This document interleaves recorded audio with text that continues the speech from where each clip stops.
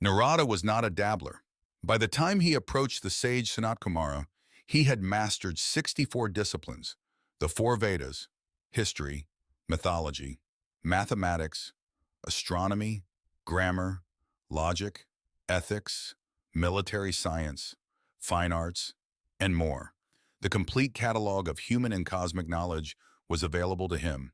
His first words were, Soham Bhagava Shokami, I am in sorrow. The Chandogya Upanishad places this at the very beginning of its seventh chapter, not as a curiosity, but as a diagnosis. The instinctive response is to assume the problem is one of degree, that Narada had not learned enough, or had not applied his knowledge wisely, or had not yet encountered the right teaching. The text refuses this reading. Narada presents himself as someone who has everything, and is still broken. The crisis is a consequence of that type of knowledge itself. Consider a family that prepares for a wedding. For 4 days, every detail is executed flawlessly. The rituals, the guests, the food, the music, the priests, the chanting. At the end of it all, someone notices that the matrimonial knot was never tied. The essential act around which the entire ceremony was organized did not happen. Nothing that was done was wrong, and all of it was done with care. But the one thing that constituted the marriage was absent throughout. Narada's life looked exactly like this. He had mastered every art and science with precision. He had memorized the very words of the Vedas. The single thing that all of it was meant to point toward, knowledge of himself, had never occurred. None of the disciplines he mastered were designed to deliver that. Every person who pursues knowledge, academic degrees, professional expertise, theological study, scriptural memorization, is at some level trying to resolve an inner sense of inadequacy. The assumption driving all of it is that accumulating more information about the world, or about text, or about anything outside oneself will eventually produce inner completeness. Narada tested this assumption at the highest possible level. He brought it to its logical conclusion. The conclusion was shoka, grief. The sorrow he names is the existential sorrow of a person who has done everything right by every available measure and arrives still restless, still incomplete. His statement to Sanat Kumara, Mantravidavasmi, not Mavit. I am only a knower of texts, not a knower of the self, is a clear diagnosis of where the problem lives. The question this opens is whether the knowledge he accumulated was, by its own nature, capable of removing sorrow in the first place. There is a difference between knowing about something and knowing it in a way that changes you. Most of what we call knowledge belongs to the first kind. You can learn the chemical composition of water without ever being less thirsty. You can memorize every known fact about grief without grieving less. Narada's crisis makes precise sense once this distinction is seen. The lower, or objective, knowledge, all knowledge that operates by moving from a knowing subject outward toward objects. The four Vedas, grammar, etymology, logic, mathematics, astronomy, the fine arts, the sciences of ritual and cosmology. The word apara identifies the structure of this knowledge. It moves from a knower toward things known. It deals with the content of experience, and it never turns toward the knower itself. A scholar who accumulates this knowledge without the one transformation it cannot provide becomes what the Chandogya Upanishad calls a mantravit, a knower of texts and mantras. A mantravit has the words, the definitions, and can reproduce them correctly, argue about them intelligently, and teach them to others. He does not have the content of those words as a living fact about himself. The texts point towards something. The mantravit has mastered the pointing finger without ever looking at what it points to. This is the gap between a map and the territory. The map can be extraordinarily detailed, accurate in every technical respect, and still leave you standing in the same field. Lost. A donkey carries a heavy load of sandalwood on its back. The sandalwood is fragrant, genuinely and powerfully fragrant. The donkey experiences none of it. What the donkey experiences is weight. A scholar who has memorized definitions of liberation, who can parse the grammar of the Mahavakyas and reproduce their exact Sanskrit, but who has not internalized their meaning, experiences scholarship exactly as the donkey experiences sandalwood. The weight is real. The fragrance is absent. What Swami Paramarthananda calls Shabdajala, a jungle of words, names this condition precisely. The words accumulate, the definitions multiply, and each answer generates three new technical questions. The intellect, trained to gather objects, does what it knows how to do. It gathers more. Underneath all of it, undisturbed by any of it, sits apara, the chronic inner sense of inadequacy, the quiet but persistent feeling of being incomplete. A scale cannot measure color, not because the scale is defective, but because color is not the kind of thing scales measure. Apara vidya is a valid, rigorous, indispensable instrument for understanding the world of objects. The source of Narada's sorrow is a wrong assumption about the subject who is doing all the knowing. Narada states this with complete honesty. Soham bhagava mantra vidava asmi, na atmavit, dhammapush. I am only a knower of texts, not a knower of the self. He is not saying his learning was useless, and he is not disclaiming his mastery. He is identifying exactly which gap his mastery could not bridge. He knows the words. He does not know himself. If the literal words of the Vedas themselves, when treated as objective data, constitute apara vidya, what kind of knowledge removes sorrow? Narada is not ignorant. He is the most accomplished scholar imaginable. His crisis is not the absence of knowledge. It is the presence of a specific kind of knowledge that leaves the fundamental problem entirely untouched. The question is not, how do I acquire more? But what kind of knowing would work? Paravidya does not add one more item to your mental inventory. It reverses the direction of inquiry entirely, pointing back at the knower and revealing that the knower is not a limited, sorrowful individual, but the very limitless reality the texts were describing all along. Every kind of apara vidya, however vast, operates within the subject-object framework. There is a me who acquires the knowledge, and there is the knowledge as an object now possessed. That me remains small, finite, and prone to sorrow regardless of how much it accumulates. Paravidya disrupts this framework by revealing that the me assumed to be the acquirer was never limited to begin with. Sanat Kumara does not give Narada more information. He gives him bhuma, the recognition of the limitless as one's own true nature. This is the teaching of the Chandogya Upanishad. The one who knows the self crosses over sorrow. Tarati shokam atmavet. That single line is the direct answer to Narada's confession. An atmavet, a knower of the self, is someone for whom the content of that knowledge has landed as a non-negotiable fact about their own identity, not as a theory stored in memory. The Mantravit says the self is limitless in the same breath that he says, I am sorrowful. The Atmavit cannot make both statements at once, because the second has been dissolved by the first. The mind, trained by every previous form of learning to treat knowledge as objective data, approaches the statement, I am Brahman. The way it approaches the capital of France is Paris, something to be stored and retrieved. Stored knowledge leaves the one who stores it unchanged. Recognized knowledge dissolves the one who thought they needed it. Narada's real poverty was not ignorance of text. It was ignorance of the one to whom all those texts were pointing. The bhuma, the limitless, is not an exotic concept requiring further study. According to Sanat Kumara, it is what you already are. Prior to the sense of inadequacy, prior to the accumulated degrees, prior to the sorrow. Paravidya is the recognition of that prior reality, not as a future attainment, but as the present, inescapable fact of one's own existence. A sharp objection arises here. If the literal words of the Vedas count as apara-vidya, why have generations of teachers commanded scriptural study with such insistence? If even the Upanishads count as apara-vidya when treated as data, why do the scriptures themselves insist so heavily on Veda adhyana, the sustained study of sacred texts? Why prescribe a medicine that cannot cure the disease? The medicine is prescribed as preparation for the cure.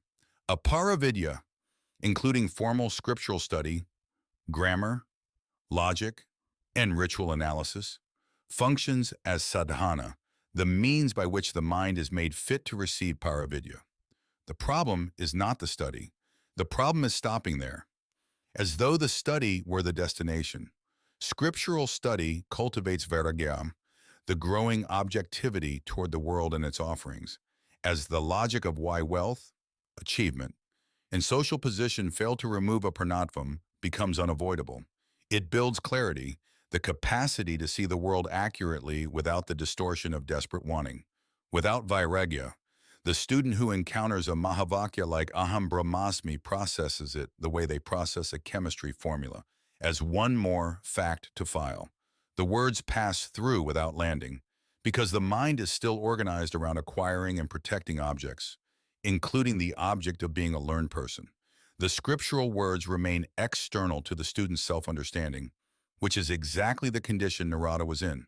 Every serious student of Vedanta has spent time in this gap, able to define apara and para with precision, unable to feel the difference from the inside.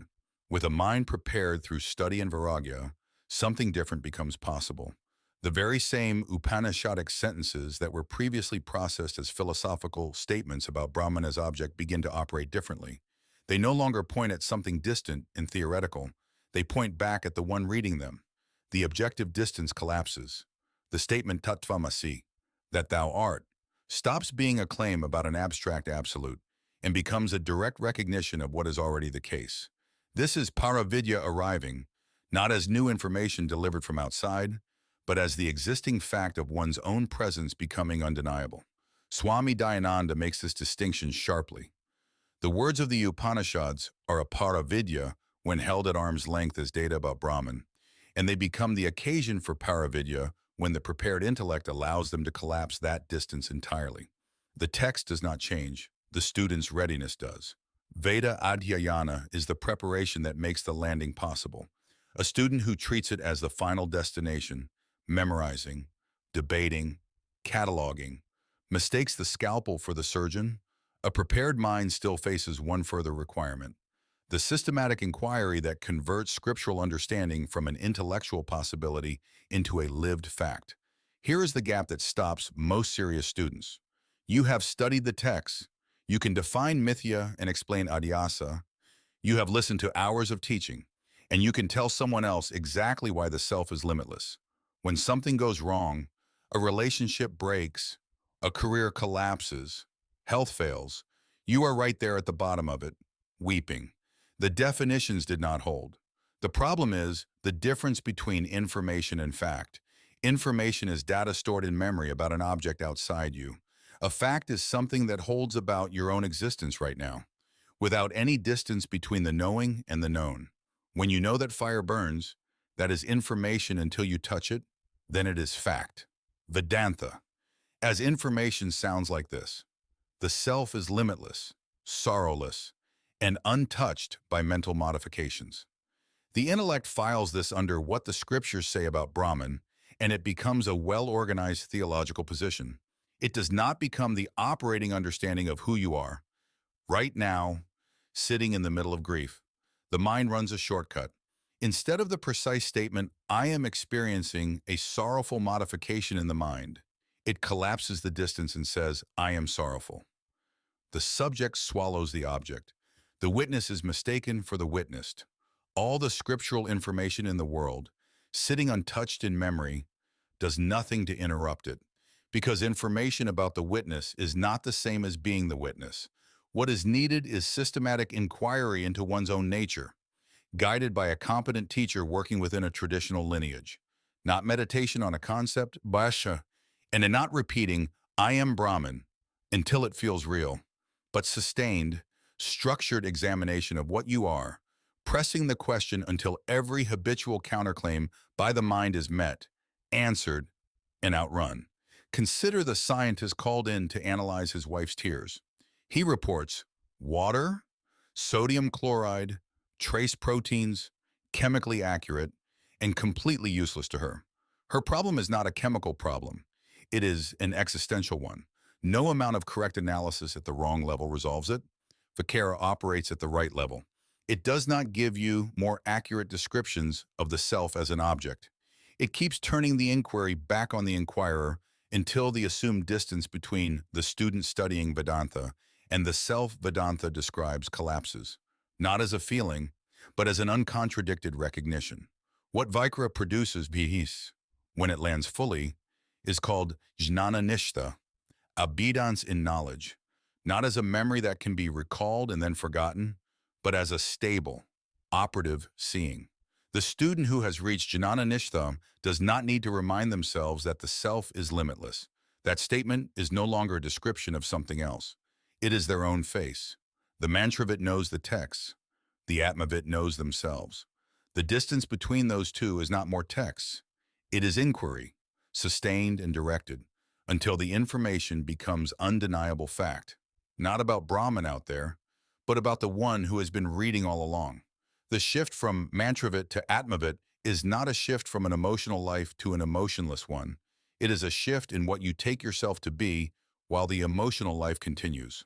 The mind operates within the vyavaharika, the transactional world of ordinary experience. In that world, prarabdha, the momentum of past action already set in motion, continues to produce its effects. A death in the family produces grief in the mind. A loss produces anxiety. These modifications arise, persist for their duration, and pass. For the person who has not recognized their true nature, each modification is a personal catastrophe, an attack on the self. The Atmavit has dissolved that identification, not the grief itself, but the ownership of it. What remains is the recognition Swami Paramarthananda points to directly. You are the Sakshi, the witness of whatever arises in the mind. When the mind undergoes a sorrowful modification, you know it. That knowing is not itself sorrowful. The subject who illumines an object is never colored by what it illumines. The eye that sees a red cloth does not itself become red. Narada, for all his learning, had been making the error every human being makes, collapsing the distance between subject and object until the two appear to be one. The entire teaching from Sanat Kumara works by restoring that distance, not as detachment, but as clarity. You see the mind the way you see a cloud. The cloud has weather. You have sky. Satsit Ananda. Existence, consciousness, and completeness is what you are, not what you will become after sufficient practice, not what you approximate when the meditation goes well. It is your actual nature, obscured only by the habitual shortcut that takes a mind modification to be a fact about the self. When that shortcut is permanently corrected through Vichara, Ishe, what remains is what Swami Paramarthananda names Nitya Ananda Chidatma, the ever-conscious, ever-complete witness that was never in sorrow to begin with. Narada's crisis asked a question that every educated, accomplished, sincerely seeking person eventually asks, why is none of this enough? The answer is that the question was never about quantity. No amount of apara vidya addresses the aparanatvam it was gathered to solve, because the inadequacy was never factual. It was a case of mistaken identity. Paravidya does not add anything to you. It removes the error.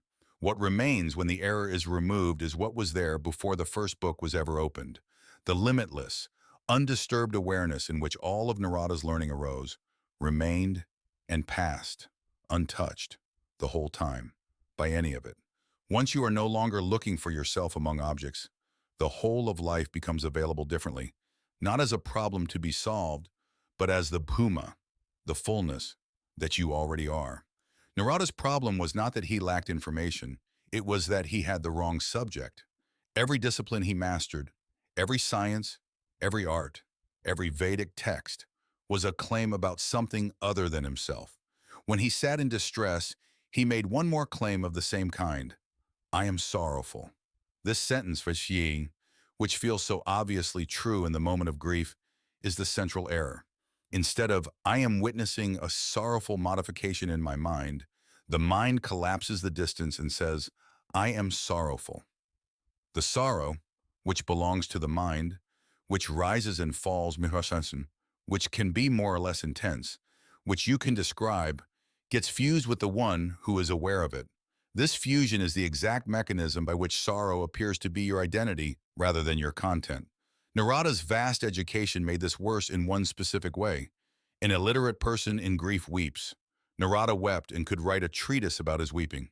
He could name every shade of his sorrow, cite its philosophical dimensions, and trace its existential roots. This is the educated person's trap.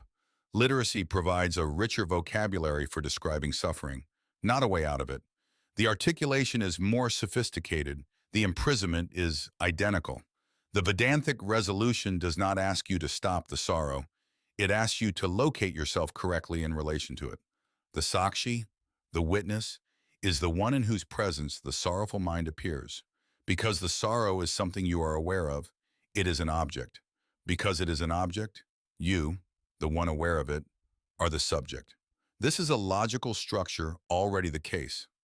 Right now, regardless of what the mind is doing, the movement is from karta and bhokta to drik, the pure subject, the witness that illumines whatever appears before it. The karta and bhokta are roles played within the anatma, the not-self, the body, the mind, the intellect, the sense of agency. These change, they are seen. The drik does not change, and it is not seen, it is the seeing itself. When you are aware of a sorrowful mind, you are not the sorrowful mind. You are the awareness in which that mind appears. That awareness, sakshi, is drishyam free. It has no object nature, no modification, no arrival or departure. Grief arrives in the mind, which is an object. The sakshi remains what it always was. Sat Sit Ananda, pure existence, pure awareness, complete in itself, not touched, not increased when joy comes, not diminished when sorrow comes. What remains is not a person who no longer experiences difficulty. What remains is a person who can no longer be fooled by the sentence, I am sorrowful, into taking it as a description of their fundamental nature. Sorrow appears in the anatma shell. The sakshi watches it appear. This watching, effortless, unasked for, already present, is what you are.